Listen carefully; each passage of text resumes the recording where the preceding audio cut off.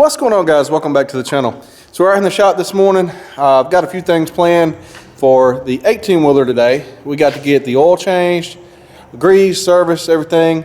Probably not going to film a whole lot of that because I've done a couple videos on that before, but I've also got some new fog lights for it. I'm not sure how it's going to work out, and I've got a new bumper corner over here that we got to get painted and installed, which that's not going to be too big of a deal, but I'll show you guys when we get there. There's a little quick look at the fog lights right there. Those are LED, eBay special. I'm not sure how well those are going to work out. I've had them for like a month now. I just hadn't put them on, so I hope we don't get no error codes and they fail to work or something like that, because I've had them so long and can't send them back. We are going with the Tractor Supply oil again this time. They actually had a couple jugs of Rotella in stock, but I already switched over to the Tractor Supply brand. My engine didn't grenade, so I figured save a little bit of money and go back with the same stuff that I used last time. Not that it really matters when fuel's $5 or something a gallon. But anyway, I need to get the trailer back in here. I think I'm going to back it in here first and grease it. I'll pull it back out, disconnect it, and then I'll bring the truck in here for service.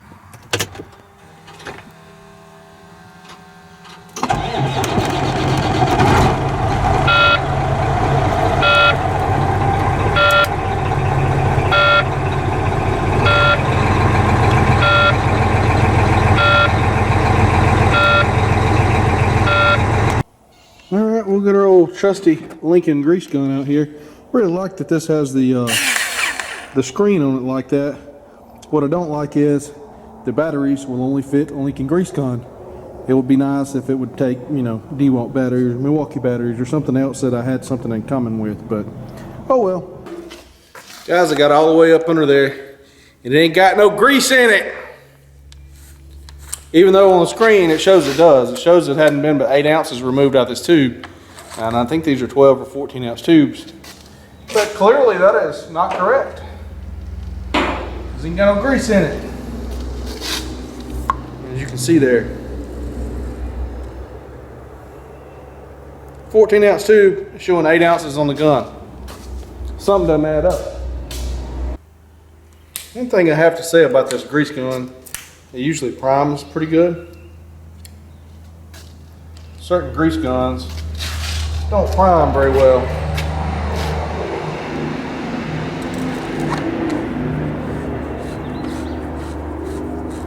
Never really had too much problem with this one here. Let me get some more paper towels and we'll get back up under there. So the way this is supposed to work is you can clear this out like that. And it's got a flow meter in there, and whenever you squeeze it, it tells you how many ounces of grease that you are putting in there. So according to the meter, we used 4 ounces, and some of that was a little bit excessive. As you can see, the excessive part right there on that one, I wasn't quite paying attention, it's dark under here. But there's only 2 Alamites on this trailer per wheel end. One on your S-cam bushings there, one on your slack adjuster. On each wheel end, so 8 Alamites.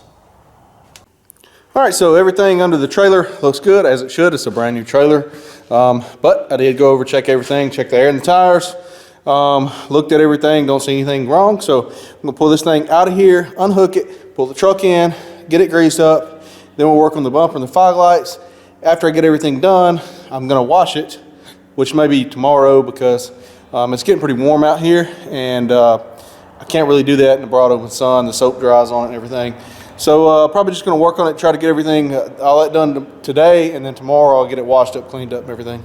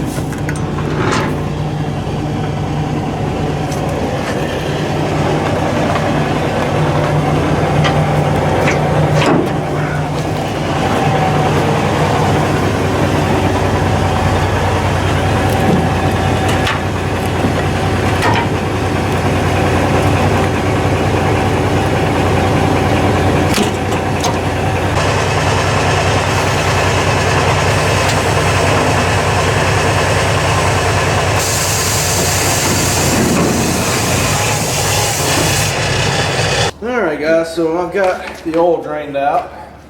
I'm trying to get some oil poured back in now without pouring it all over everywhere. I hadn't greased it yet. I want to go ahead and get some oil back in it before I forget what I'm doing, get sidetracked, somebody call or something happen, and then me try to start the thing up with no oil in it.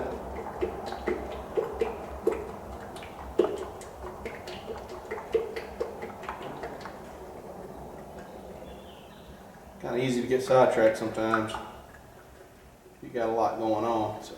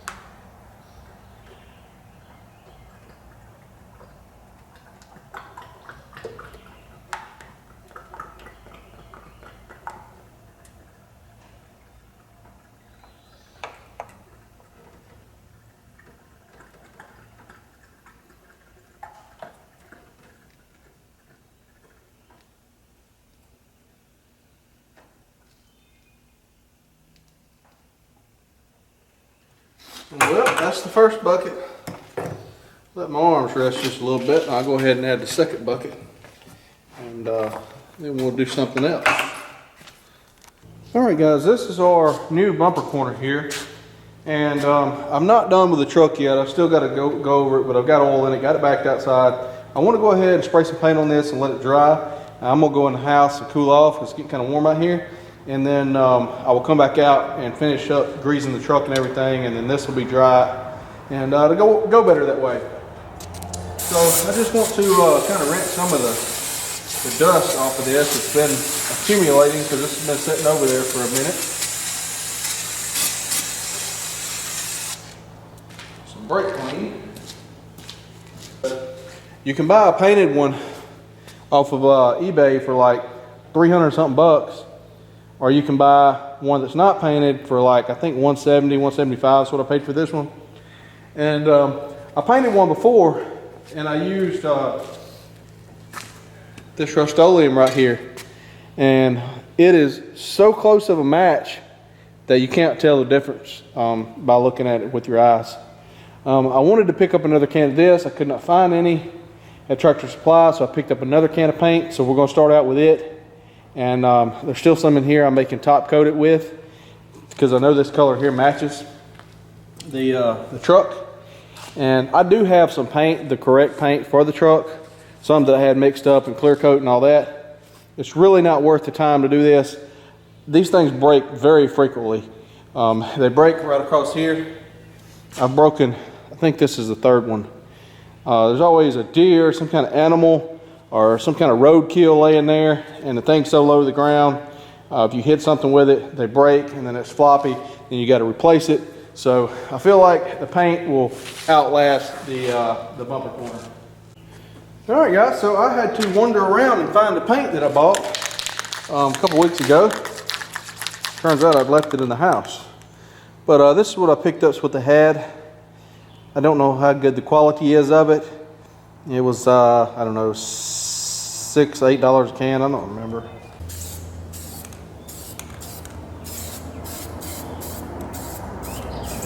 I'm not too worried about the underside of it there, really, because you can't see up under there.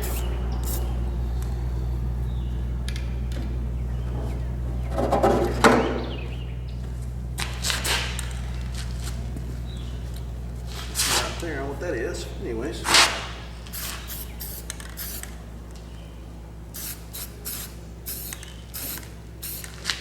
Seems to be covering well. You don't want to use the super cheap paint. you know, like $1 a can stuff, you will not be impressed with that at all. If you use a fairly good quality paint, you should have a fairly good result.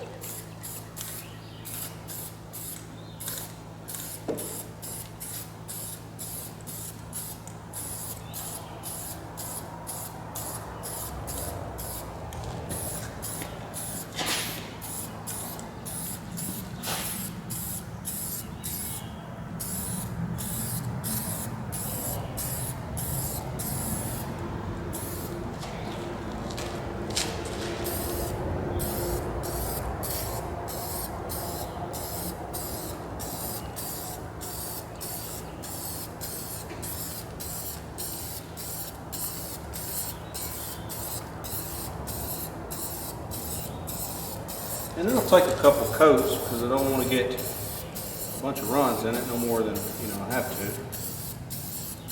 Some light coats is better than that.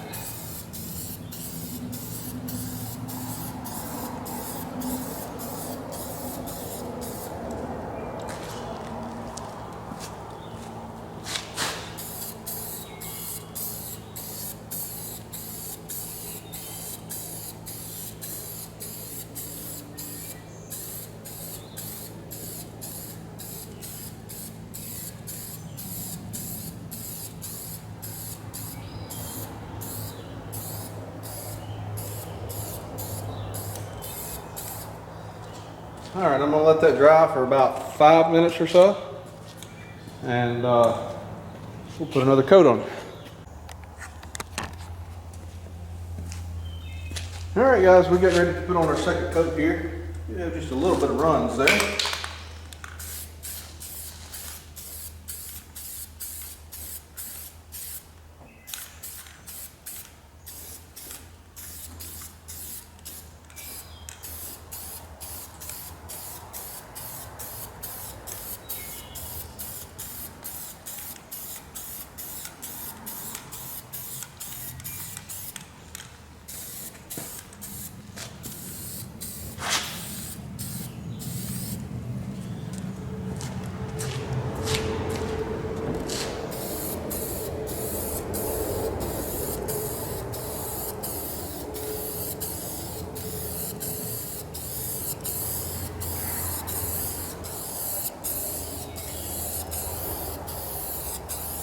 This paint looks like the same color as that other there. I think it's going to be a good match.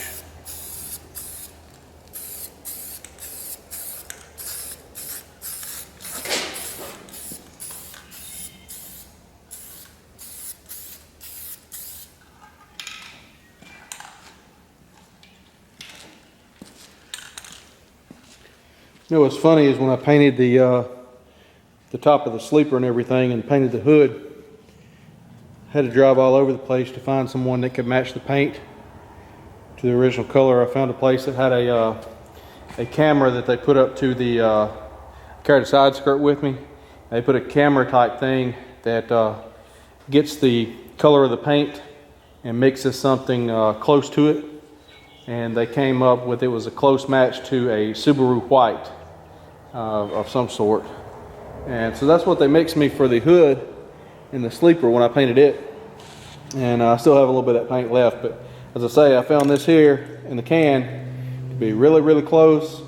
And looking at it with your eyes, you can't tell the difference once I get it covered good anyways. So we'll let that dry a little bit. We'll put a third coat on it.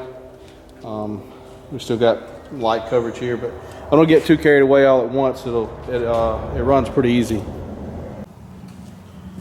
All right, guys, we'll go ahead and put our third coat on here.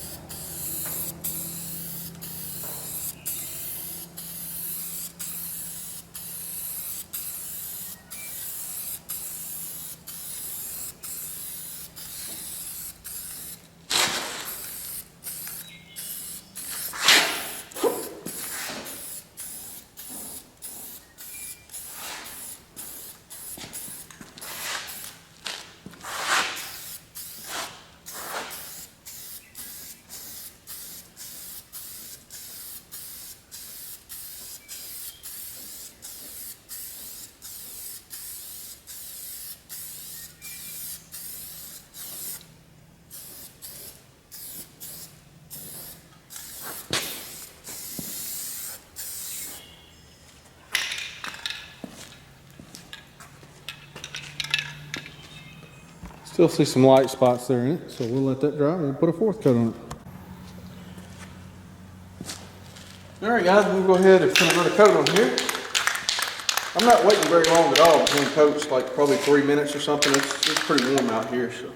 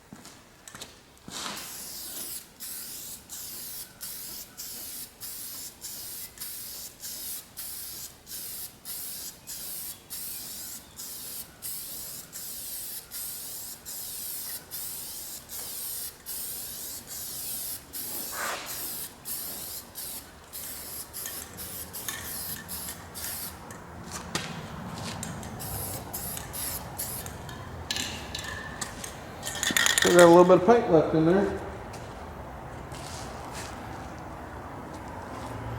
Let that dry some and probably go back over it one more time with the paint we got in the can there. Alright guys, we'll go over it again, and I guess this is probably coat number 5.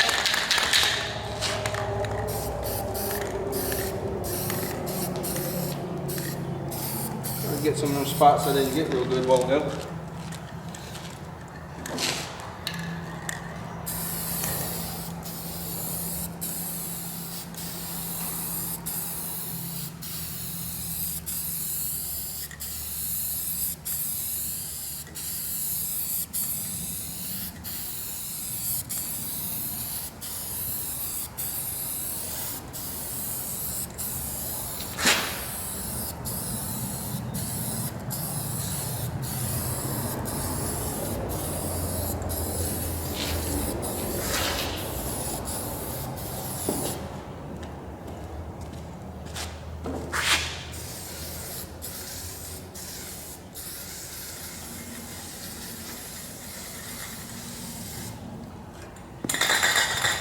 All paint.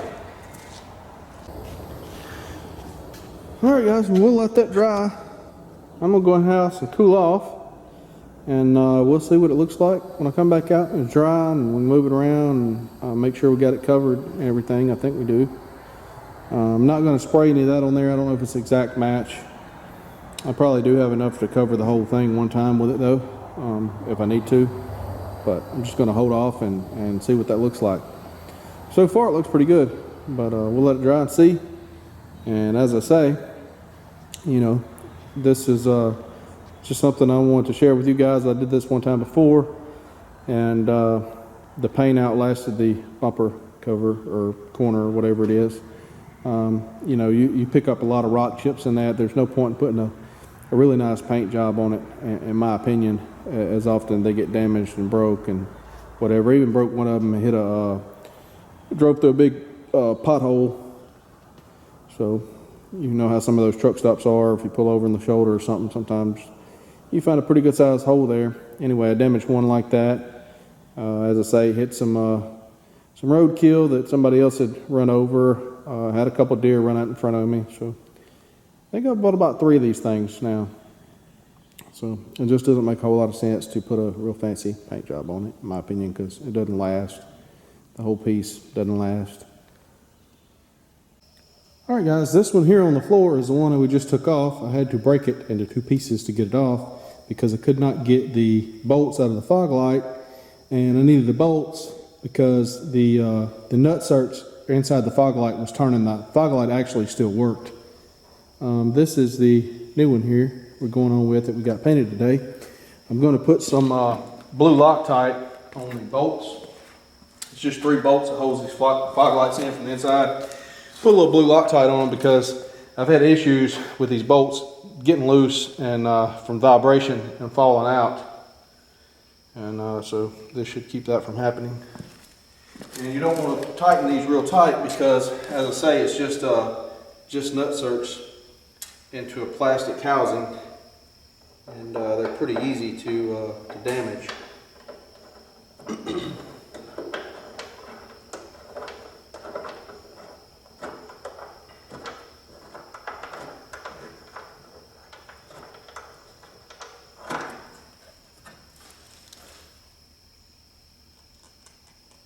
I don't know what the quality of these aftermarket fog lights here are either, but I really don't use the fog lights now that I got the new headlights in there, and they're you know, I can see okay with the headlights.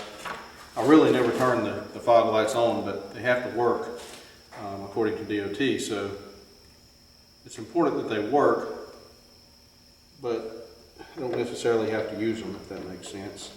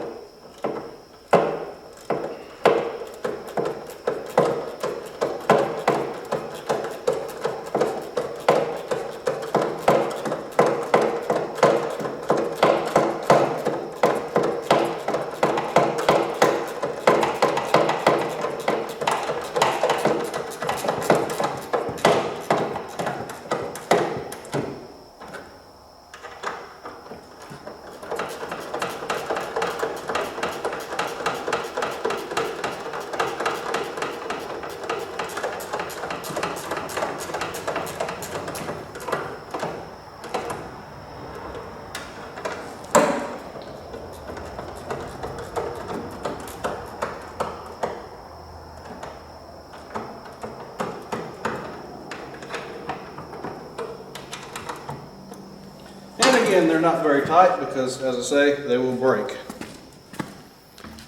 So let's see if we can get this thing turned around here. These don't go on there real good. You have these studs that stick out right there, and I think you're supposed to take this front piece loose, and I may have to do that in order to get this to click in place.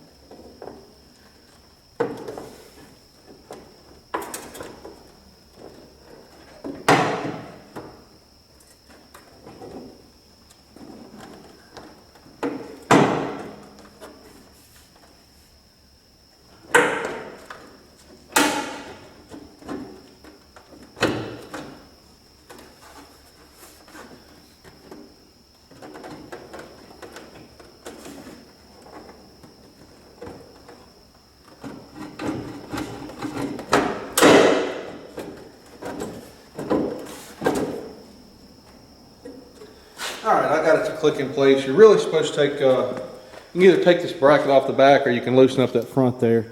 Either way will kind of work. But if you're careful with it, sometimes you can get them to pop in there. That's what I found.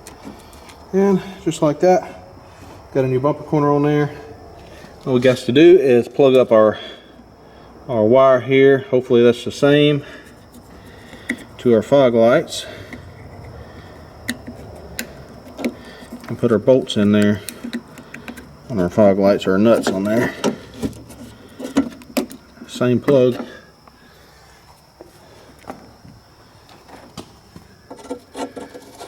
Put our nuts on here, tighten it up. Alright guys, there you have it. It's on there. The fog lights work. As I say, I don't really intend to run them, but they do need to work for an inspection. You know, in the rare case that you really need the fog lights, but so far they're working. That one's working. Gotta get this thing outside and get it washed up. That'll be a project for tomorrow. Alright guys, so both the low and high fog light come on high, The old ones, only the lower one, or the upper one, I don't know, only one of them came on. But anyway, both of these come on these, I guess. So, anywho.